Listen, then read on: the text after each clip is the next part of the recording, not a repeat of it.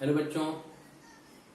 बच्चों आज मैं आपको क्लास 11th का first chapter some basic concept of chemistry का टॉपिक है स्टोइचियोमेट्री, जो कि मोल कॉन्सेप्ट के बाद आता है। टॉपिक है स्टोइचियोमेट्री। तो सबसे पहले पढ़ाएंगे व्हाट इज स्टोइचियोमेट्री। इस पर बेस्ड हम पढ़ते numerical,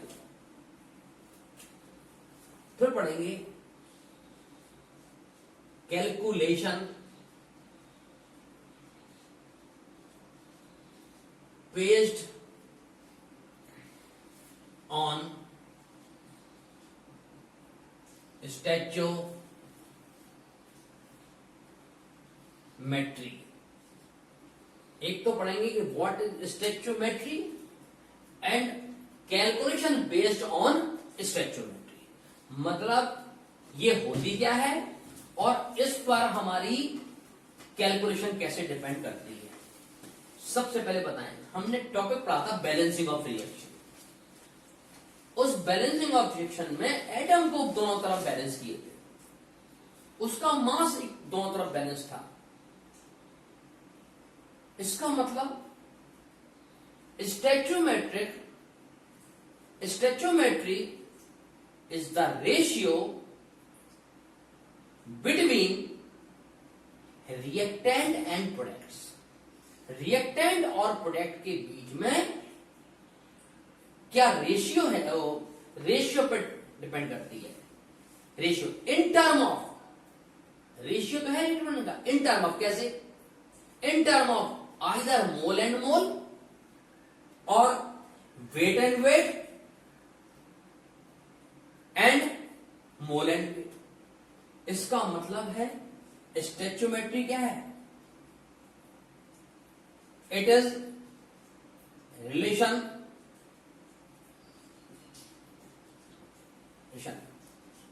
between, stoichiometry is the relation between reactants and product in term of moles and mass is called stoichiometry। इसीलिए हम बैलेंस करते थे, क्योंकि मोल्स बराबर हो जाए दोनों तरफ सेम रिएक्टेंट के, या दोनों तरफ सेम रिएक्टेंट का मास बराबर। अब इसकी मदद से हम न्यूमेरिकल प्रॉब्लम कर सकते हैं, नहीं बराबर है तो व्हाट इज, पहला हो गया यह है definition, this is the definition of stoichiometry.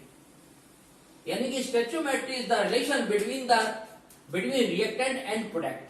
Reactant और प्रोडक्ट के बीच का रिलेशन है इन term of moles and masses of reactant and products. Reactant और प्रोडक्ट के मोल और मासेस के बीच का रिलेशन है। इसको हम कहते हैं स्टोइचियोमेट्री। क्या बोलते हैं, स्टोइचियोमेट्री। दूसरा, ये तो हो गया stoichiometry.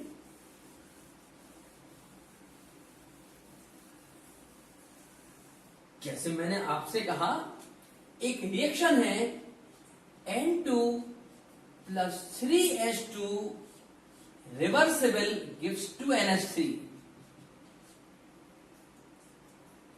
In this reaction, here is the 1 and 2, 3, इस करते हैं स्टोइचियोमेट्री को, N2 is 1, H2 is 3 and ammonia is 2। So is the 1 mole of N2 and 3 mole of H2 gives 2 mole of ammonia। This is the mole, mole, mole. This relation 1:2, 1:3, 3:8। यदि समझ लो N2 is 2, तो H2 will be 6, ammonia will be 4। 1 2 double, यहां 1 का 2, 3 का 6, 2 का 4, तो 1:3:2 mole. So ratio N2 2, ratio 6, ratio 4, ratio निकाल सकते हैं। तो तो ये रेशियो जो है ये स्टोइचियोमेट्रिक कोफिशिएंट है। ये क्या है? स्टोइचियोमेट्रिक कोफिशिएंट है। ये मॉलिक्यूल्स में है। यदि हम एटम करें तो 2 1 जा 2, 3 2 जा 6 और ये 2 हो गया। तो ये भी एटम का रेशियो निकाल सकते हैं। तो चाहे हम एटम ले लें, चाहे मॉलिक्यूल्स ले लें, चाहे हम इनका एटॉमिक मास ले लें, चाहे हम मॉलिक्यूलर मास ले लें, सबके बीच में कुछ रिलेशन होगा। इसी रेशियो को हम स्टोइचियोमेट्रिक, इसको हम स्टोइचियोमेट्रिक कहते हैं। और इस रेशियो की मदद से 1 3 2, यदि हम आपसे बोलते हैं 1 की जगह ये 10 टाइम कर दें तो ये 2 की जगह 20 टाइम हो जाएगा। यदि 1 का 10 तो 2 का 20 निकल आया। इसका मतलब है कि इस रिएक्शन के स्टोइचियोमेट्रिक को देख के हम ये कैलकुलेट कर सकते हैं कि किसी रिएक्टेंट के कितने मोल होंगे तो कितनी अमोनिया बनेगी। And this problem known as calculation based on stoichiometric या फिर स्टोइचियोमेट्रिक प्रॉब्लम। जो भी न्यूमेरिकल प्रॉब्लम हम रिएक्शन की मदद से करते हैं, यानी कि the numerical problem which is based on balance chemical reaction known as stoichiometric problem. और आज हम आपको स्टोइचियोमेट्रिक प्रॉब्लम पढ़ाने आ रहे हैं। और स्टोइचियोमेट्रिक प्रॉब्लम के समय एक बड़ा इंपॉर्टेंट टर्म आता है जिसको कहते हैं लिमिटिंग रीएजेंट। क्या बोलते हैं? Limiting reagent and excess reagent. यानी दो चीजें पढ़ना है, लिमिट और एक्सेस। लिमिट और एक्सेस, कितने लिमिटिंग रीएजेंट हैं और कितने एक्सेस रीएजेंट हैं, तो कितना हमें कैलकुलेट करना है। लेकिन इसका कैलकुलेशन इन्हीं स्टोइचियोमेट्रिक प्रॉब्लम पर बेस्ड है। तो बाद में बढ़ाएंगे, लेकिन पहले हम आपको स्टोइचियोमेट्रिक प्रॉब्लम करते कैसे हैं ये प्रोसेस देखिए।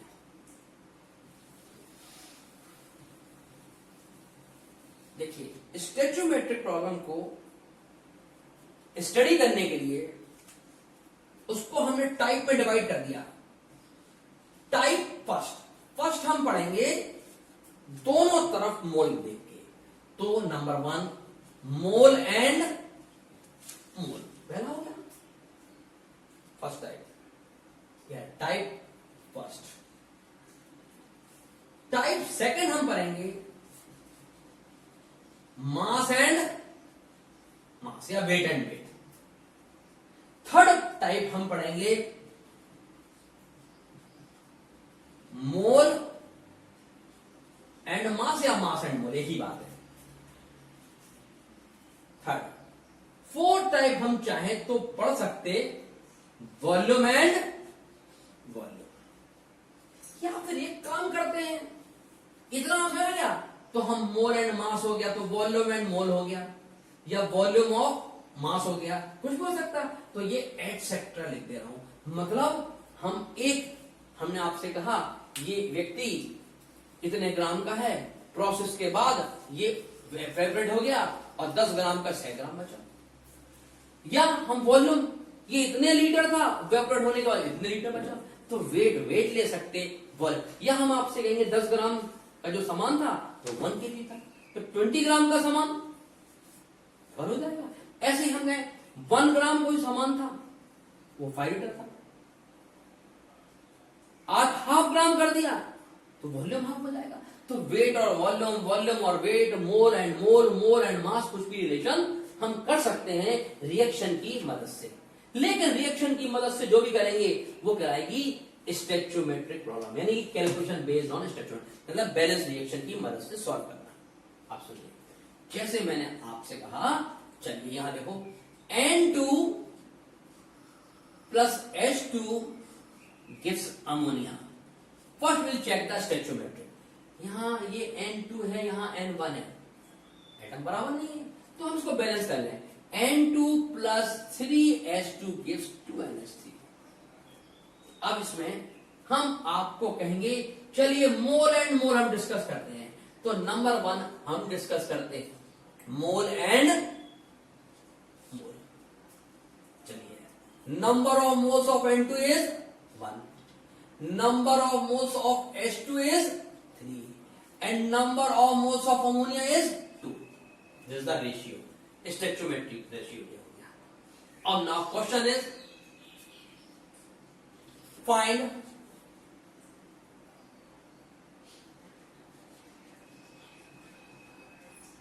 amount of ammonia in mole. Find amount of ammonia in mole. या find amount of nitrogen in mole to form 200 mole ammonia. 200 mole ammonia. इसका मतलब नंबर ऑफ N2 रिक्वायर्ड है और नंबर ऑफ अमाउंट रिक्वायर्ड है कितने के लिए? 200 के लिए. अब अकॉर्डिंग टू इक्वेशन, मतलब stoichiometric problem. In this reaction, what is relation between mole of nitrogen and ammonia? Relation between nitrogen and ammonia. Nitrogen N2 का मोल 1 है, तब अमोनिया का मोल 2 होता है. This is the relation. यानी 1 मोल N2 gives 2 mole of ammonia. 2 mole of ammonia. तो हमको 2 मोल की जगह 200 मोल हमें क्या दिया है? अमोनिया दिया है. तो हमें ये N2 इक्वल टू फाइंड करनी है. बस unitary method. 2 ammonia form from 1 nitrogen. तो 200, 2 में 1, 2 में 1, तो 200 में 2 में 1 मतलब होगा, तो 200 में 100. अब दो कैसे करते हैं? Now according to question, 2 ammonia comes, 2 ammonia आती है after the reaction of 1 mole of nitrogen.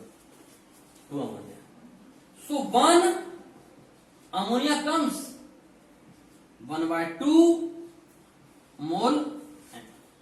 1 ammonia से 1/2 मोल्स N2 प्रोड्यूस होगी. बट वी हैव टू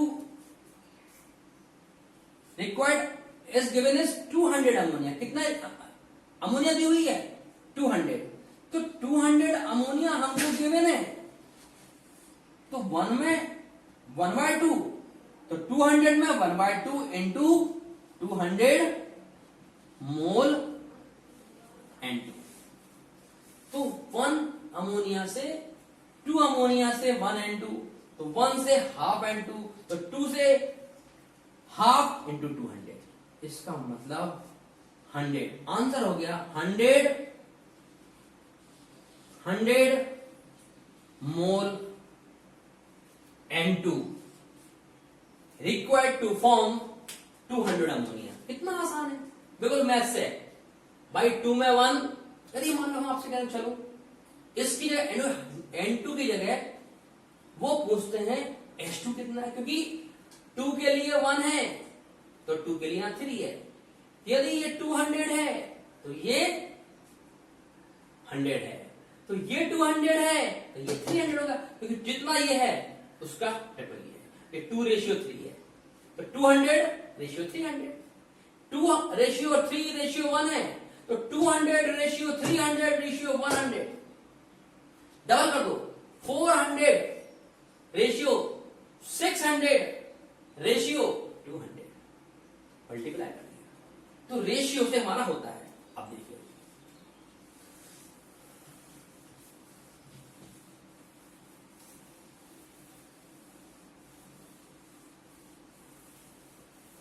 ये हमारा हो गया मोल एंड मोल. क्या हो गया? मोल एंड मोल. तो हम मोल के लिखेंगे. यदि हम आपसे कहा मास बाय मास, चलो हमने आपसे कहा calcium carbonate gives CaO plus CO2. ये रिएक्शन है. इन क्वेश्चन वो कह रहे हैं find mass of CO2 and CaO. which is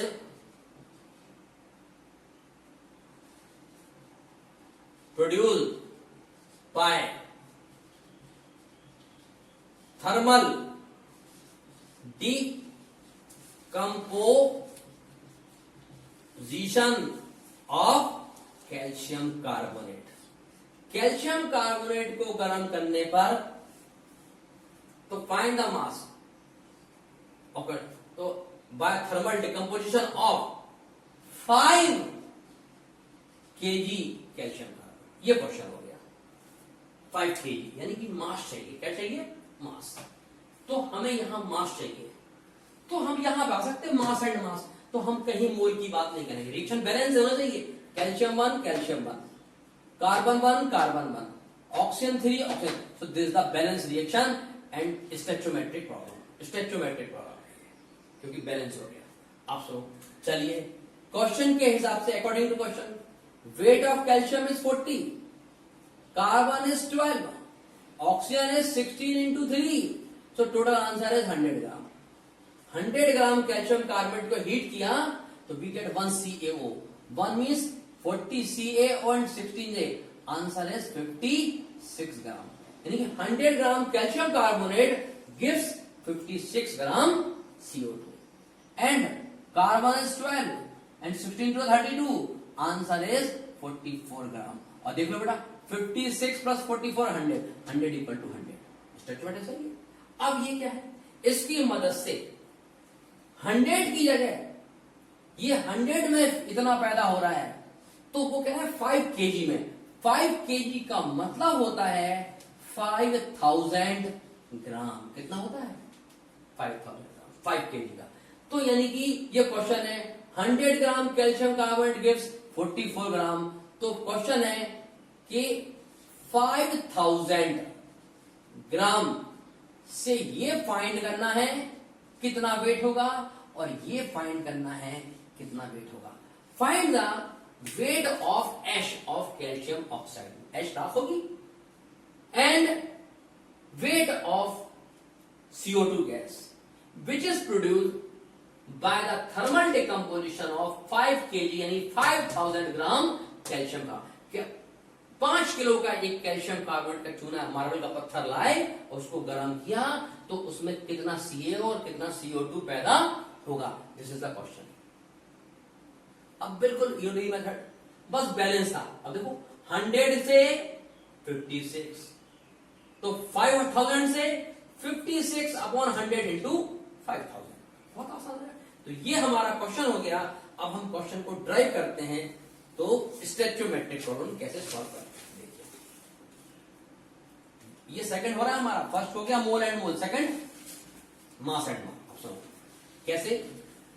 because question गिराते हैं 100 ग्राम कैल्शियम कार्बोनेट जब हीट किया, it produce 56 gram ash of CO। CO की रात में। सो 5000 5 kg मतलब 5000 ग्राम calcium carbonate after thermal decomposition dissociate into CaOH and CO2 gas. अब कैसे? 100 में 56 CO, तो 1 में 56 अपॉन 100। सो 5000 में 56 अपॉन 100 इंटू 5000। 20 से 20 कैंसिल, आंसर 5 6 30, 3 5 5 25, 2 8। यह आंसर हो गया। 5 6 30, 5 5 25 और 3 28, और ये 2 0 हो गए। 2800 ग्राम CaOH will be produced after the thermal decomposition। 5 kilo का पत्थर को गर्म कर दो तो इतना, चूने का पत्थर को, तो इतनी ऐश रह जाएगी। पहला फर्स्ट क्या है? Calculation of CaO। अब सेकंड CO2 कितने लगेगी, तो calculation of CO2। Calculation of CO2 कैसे निकालोगे? 100 ग्राम कैल्शियम कार्बोनेट प्रोड्यूस होता है 56, नहीं CO2 निकालना ना, तो फिर 44 ग्राम CO2।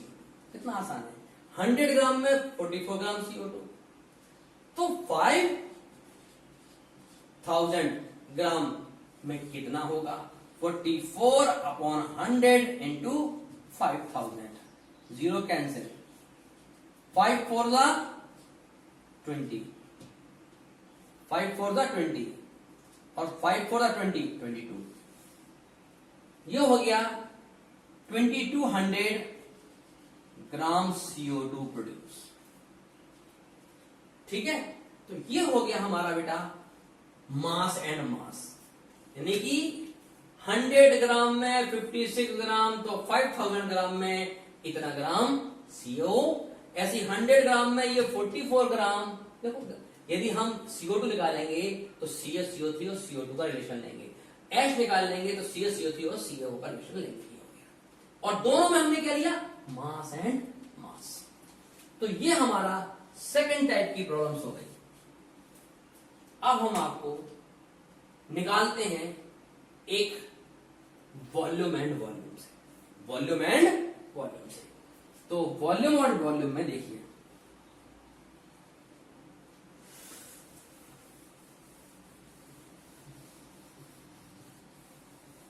बेटा पहले मैं बता दूं, वॉल्यूम एंड वॉल्यूम का concept applied only for gas, केवल गैस में अप्लाई होता है, क्योंकि सॉलिड का वेट बदल लो तो हो सकता वॉल्यूम ना भी बदले और हो सकता वॉल्यूम बढ़ जाए, कोई गारंटी नहीं। लेकिन दुनिया की कोई भी गैस यदि है तो उसकी यदि मोल बराबर है और गैस कैसी भी हो तो उसके वॉल्यूम भी बराबर होंगे, वेट से कोई लेना देना नहीं है। तो इसका मतलब है कि वॉल्यूम वॉल्यूम के केस में, मोल और वॉल्यूम के केस में रिलेशन है, गैस में कब है, गैस के केस में गैस होना चाहिए, अदरवाइज ये हमारा फॉर्मूला फिर हमारा स्टोइकियोमेट्रिक नहीं चलेगी। तो हमारा गैस होना कंपलसरी है। अब जैसे मैंने आपसे कहा कैल्शियम कार्बोनेट, मान लीजिए CaO प्लस CO2, तो केवल ये गैस है, ये सॉलिड है, ये सॉलिड है, तो हमारा दोनों तरफ वॉल्यूम नहीं है, तो इसमें वॉल्यूम एंड वॉल्यूम कॉन्सेप्ट नहीं लग सकता। हाँ, ये सॉलिड है तो वेट है, ये वेट है, ये वेट हो सकता, ये वेट है, ये वेट है, ये वॉल्यूम हो सकता। तो वेट और वॉल्यूम वाला रिलेशन, यानी कि मास वॉल्यूम मास ले सकते, मोल और मास ले सकते, मोल और मास ले सकते, लेकिन वॉल्यूम वॉल्यूम दोनों तरफ, दोनों तरफ गैस नहीं है। गैस के केस में ही हम, जब दोनों तरफ गैस हो तो हम volume volume relation, gas gas relation निकाल सकते हैं। तो अब हम आपको वॉल्यूम रिलेशन बता रहे हैं, तो इसका हम दोनों तरफ गैस लेंगे तब आपको समझ में आएगा। बढ़िया देखिए, volume and volume stoichiometric problem, कब दोनों तरफ वॉल्यूम वॉल्यूम रिलेशन क्या है, यानी कि वॉल्यूम बाय वॉल्यूम निकालना है। ठीक है, ये हम फोर्थ पढ़ा रहा है, ये थर्ड अभी इसके बाद पढ़ाएंगे। ठीक है, तो ये हम आपको फोर्थ को हम आपको पहले पढ़ा रहे हैं, क्योंकि मोल मोल हो गया, वेट वेट हो गया, वॉल्यूम वॉल्यूम हो गया, तो हम वॉल्यूम वॉल्यूम गैस में रखना। तो ये सवाल इसलिए सबसे बढ़िया ये रहेगा, N2 plus 3H2 gives 2NH3। पहली चीज, एक कॉन्सेप्ट हो गया, 1 mole of gas equal to 22.4 litre होता है। This is very important word for this. एक मोल यदि गैस है तो 22.4 लीटर होता है। आप सुनिए, N2, पहले मैं मोल लिख रहा हूं, mole of N2 is 1 and mole of H2 is 3 and mole of ammonia is 2। So volume of N2 is 1 मोल का होता है इतना, इसका मतलब 22.4। Volume of H2 is 3 into 22.4 and volume of ammonia is 2 into 22.4 litre है। तो इसका मतलब है ये हमारा रेशियो वॉल्यूम आ गया, जब हम सॉल्व करेंगे बेटा तो 1, 3 और 2 वही आएगा। तो इसका मतलब है जो 1 मोल वॉल्यूम और 3 मोल वॉल्यूम और 2 मोल वॉल्यूम वही रेशियो लेंगे, लेकिन गैस के केस में लेंगे। अब हम आपसे कहेंगे कि 1 लीटर है तो ये 3 लीटर देता है, 10 लीटर है तो 30 लीटर देगा, 3 लीटर है तो 2 लीटर देगा, 300 है तो ये 300 है तो ये 200 देगा, ये 1 लीटर है तो ये 2 लीटर देगा, ये 100 लीटर है तो ये 200 लीटर देगा, ये 1 लीटर है तो ये 3 लीटर देगा, ये 10 लीटर है तो ये 30 लीटर देगा, ये 3 लीटर है तो ये 20 लीटर देगा। उसी तरह ये 1 लीटर है तो ये 3 लीटर है, ये 1 लीटर है तो ये 2 लीटर है, इन दोनों रिलेशन तो वही है, रेशियो। अब हमारे पास इस तरह से हम इसमें ये जो रेशियो है वो हम मोल की जगह 1 वॉल्यूम N2 है और 3 वॉल्यूम H2 है और 2 वॉल्यूम अमोनिया प्रोड्यूस हो रही है, दिस इज द रेशियो। अब हमने क्वेश्चन है find number of find amount of ammonia in liter which is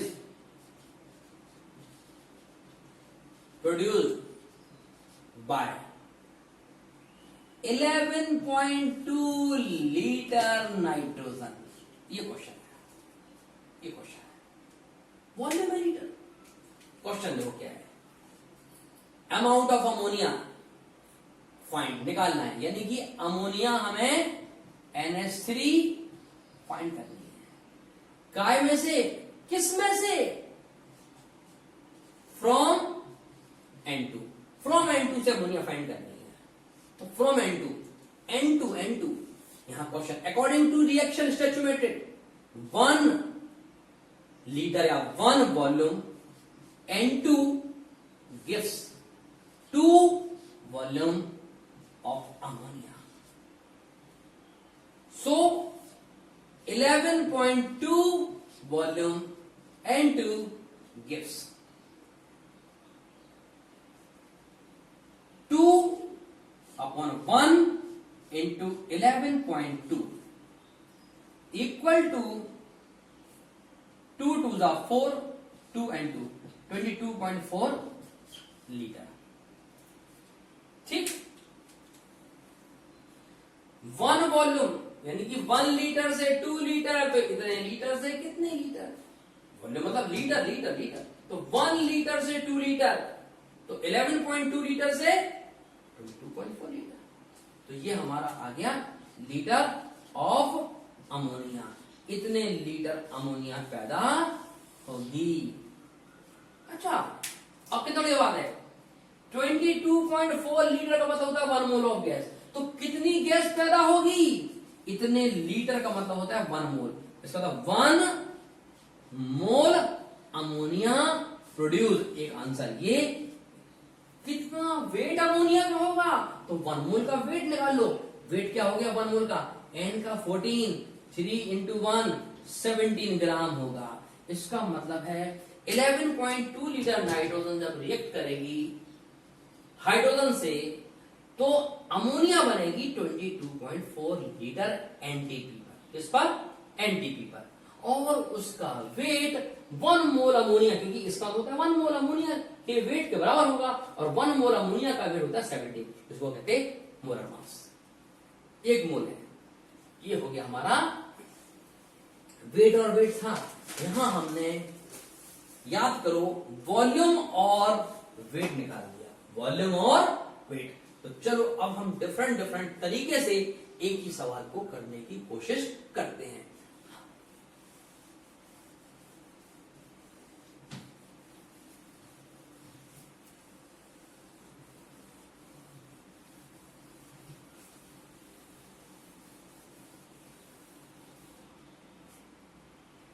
हम क्या करते हैं, हम सॉलिड लेते हैं और आंसर में गैस भी निकालते हैं और सॉल्ट निकालते हैं। तो वेट और वेट हो जाएगा, वेट एंड वॉल्यूम हो जाएगा, और मोल हो जाएगा। वॉल्यूम है क्योंकि, ठीक है। अब सुनो, calcium carbonate gives CaO and CO2।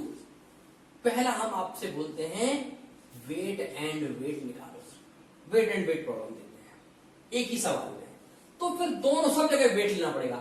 Wait है तो ये 100 ग्राम कैल्शियम कार्बोनेट और CaO 56 ग्राम और CO2 44 ग्राम होता है एक सबका वेट मोलर मास। ये देख, ये अकॉर्डिंग। अब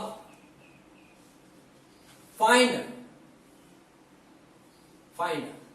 CaO